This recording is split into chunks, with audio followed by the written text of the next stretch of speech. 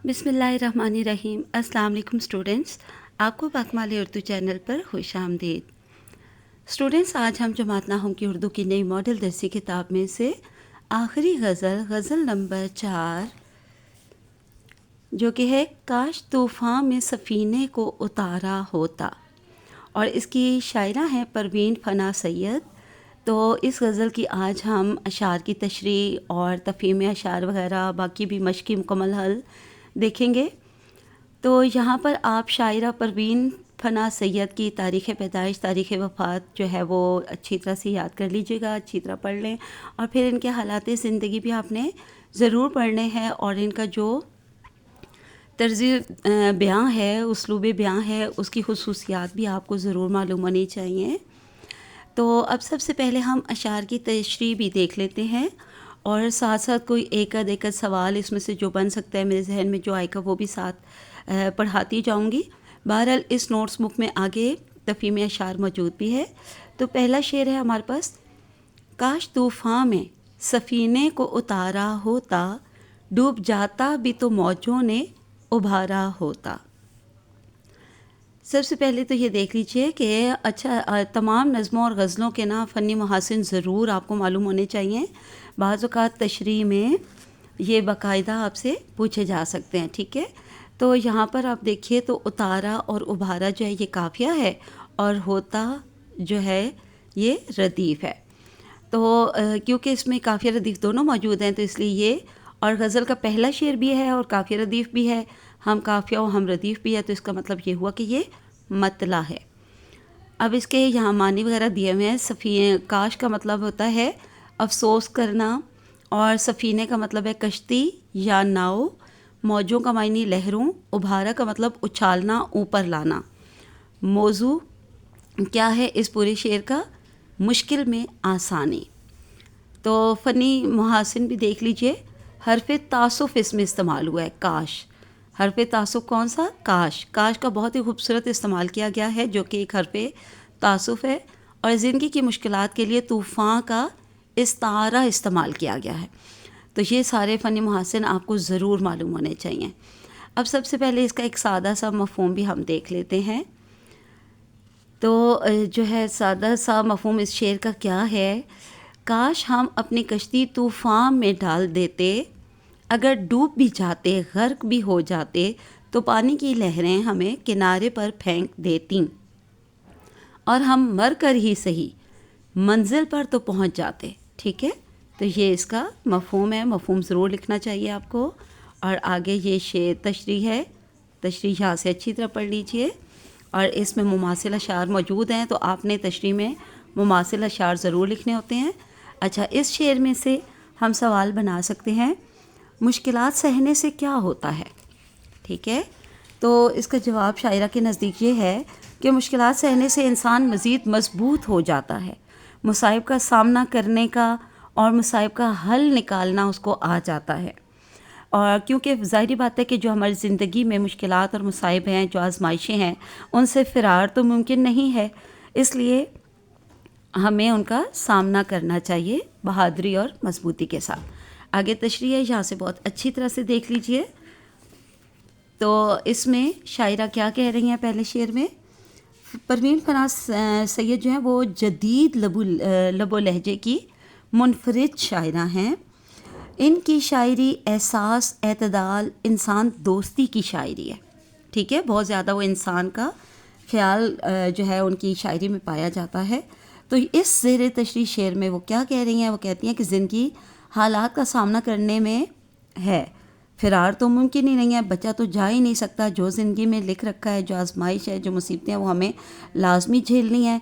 ज़िंदगी हरकत में है, सुकून में तो है नहीं कि इन मुश्किलात को देखते हुए बस हम परेशान होकर बैठ जाएं। ज़िंदगी मुश्किलात का मुकाबला करने में है, रोने में नहीं, आहुजारी करने में नहीं। अगर मैंने अपनी कश्ती को तूफ़ान में उतार दिया होता, मैं मुश्किलात से लड़ी और तूफ़ान का मुकाबला करती होती, तो अगर डूबने भी लगती ना, तो मुझे मौजें जो हैं, लहरें जो हैं, वो मुझे उभार देती, ऊपर ले आती, डूबने ना देती। यानी कि शायरा ने ना यहाँ पे इस शेर में अलामती अंदाज़ अपनाया है, اور وہ کہہ رہی ہیں کہ زندگی کے مصائب کا اگر انسان ڈٹ کر مقابلہ کرے، بہادری سے مقابلہ کرے، تو وہ مصائب اس کو اور زیادہ مضبوط بنا دیتے ہیں۔ کڑے حالات کی بھٹی میں ہی جو ہے نا انسان کندن بن کر نکلتا ہے۔ پانی کی گزرگاہ تنگ ہو تو اس کی روانی میں اور تیزی آ جاتی ہے، وہ بھی تو جگہ بنانے کی کوشش کرتا ہے نا۔ مشکلیں سہ کر انسان کی صلاحیتیں اور نکھرتی ہیں، اسے اس طوفانی دنیا میں جلنا آتا ہے۔ تو یہاں پر آپ کے پاس جو ہے مماثل اشعار موجود ہیں، اور ایک میں بھی بتا دیتی ہوں، جیسے کہ غالب کا ایک شعر ہے: رنج سے خوگر ہوا انسان تو مٹ جاتا ہے رنج، مشکلیں مجھ پر پڑیں اتنی کہ آساں ہو گئیں۔ اب ہم شعر نمبر 2 کو دیکھتے ہیں۔ ہم تو ساحل کا تصور بھی مٹا سکتے تھے، لب ساحل سے جو ہلکا سا اشارہ ہوتا۔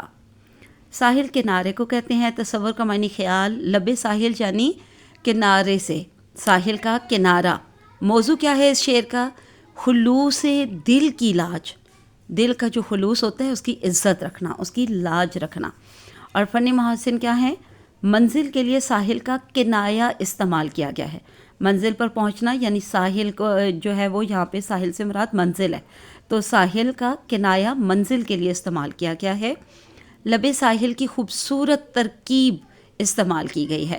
تو آپ کو پتہ ہے کہ عربی اور فارسی کے الفاظ میں جو ہے وہ تراکیب بنائی جاتی ہیں نئی، تو لب ساحل، بے کے نیچے زیر آئے گا، اور یہ جو کیا ہے ترکیب لفظی ہے، ٹھیک ہے۔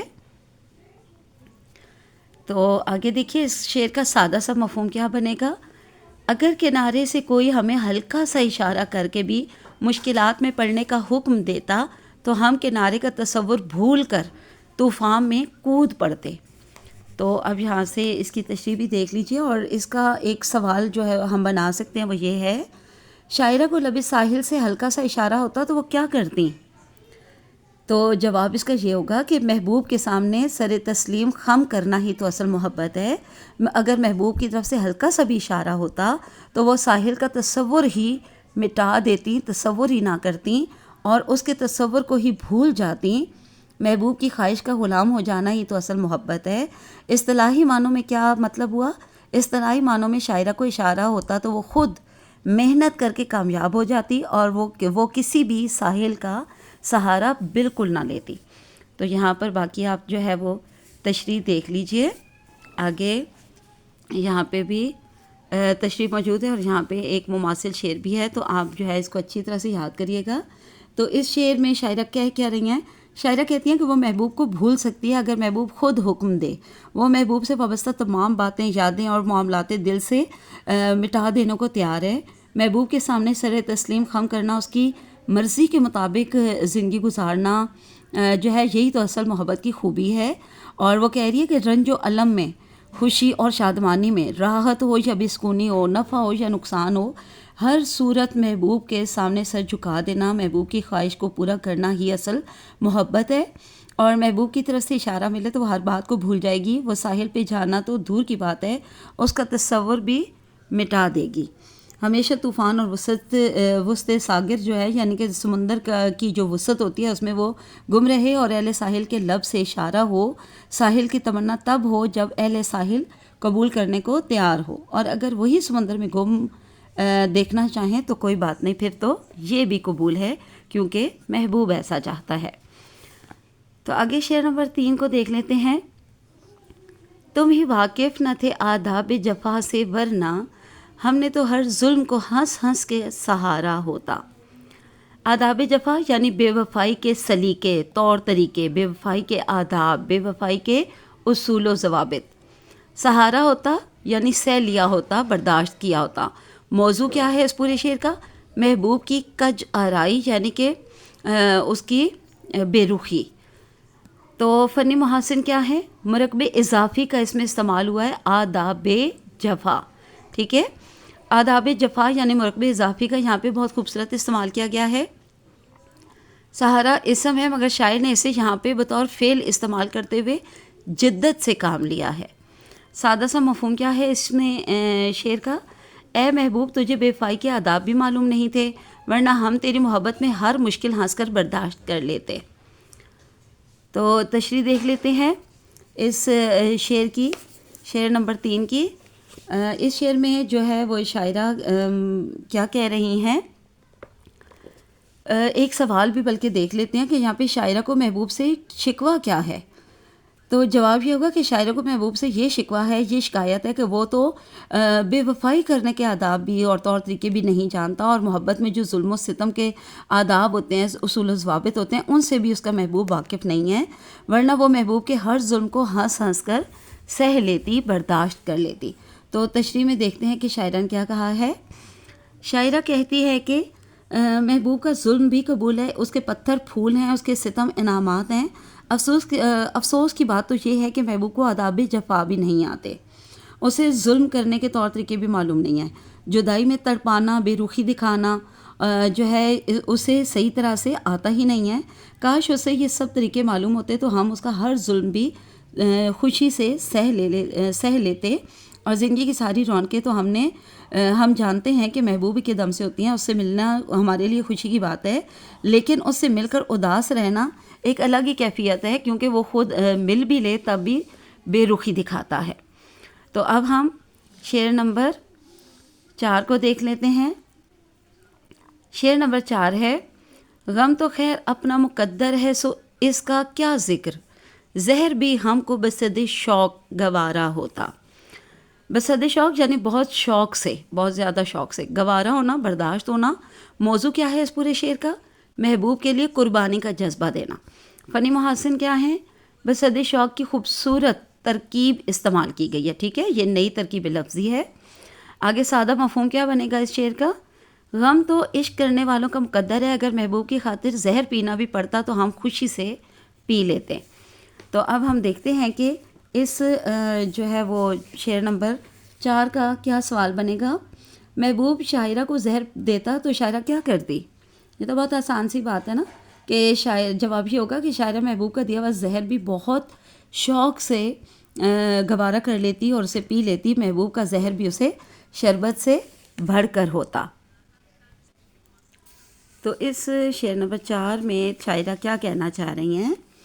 اس شعر میں شاعرہ کہتی ہیں کہ میری زندگی دکھوں کا مرکز ہے، غم میرے نصیب کا حصہ بن چکا ہے، میں تو بہت ہی بدقسمت ہوں، مجھے اس کا بہت ہی اچھی طرح سے علم بھی ہے، اسی لیے میں اپنے غموں کا ذکر نہیں کرتی اور آہو فریاد نہیں کرتی، کسی کے سامنے اپنے دکھوں کا اظہار نہیں کرتی.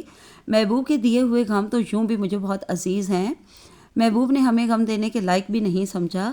اگر وہ ہمیں اتنا غم دیتا کہ وہ ہمیں اپنے ہاتھوں سے زہر کا پیالہ پلا دیتا تو ہم تو اس کے عشق میں، اس کی محبت میں خوشی سے جو ہے وہ زہر کا پیالہ بھی پی لیتے. محبوب کا دیا ہوا زہر بھی ہمیں تریاک لگتا اور ہم خوشی خوشی اسے پی لیتے ہیں. تو باقی یہ مواصل شعر وغیرہ بھی آپ پڑھ لیجیے گا. تو آج کے لیے اتنا کافی ہے. آگے آخری دو اشعار اور باقی مشقی حال انشاءاللہ کل پڑھیں گے. اللہ حافظ، فی امان اللہ.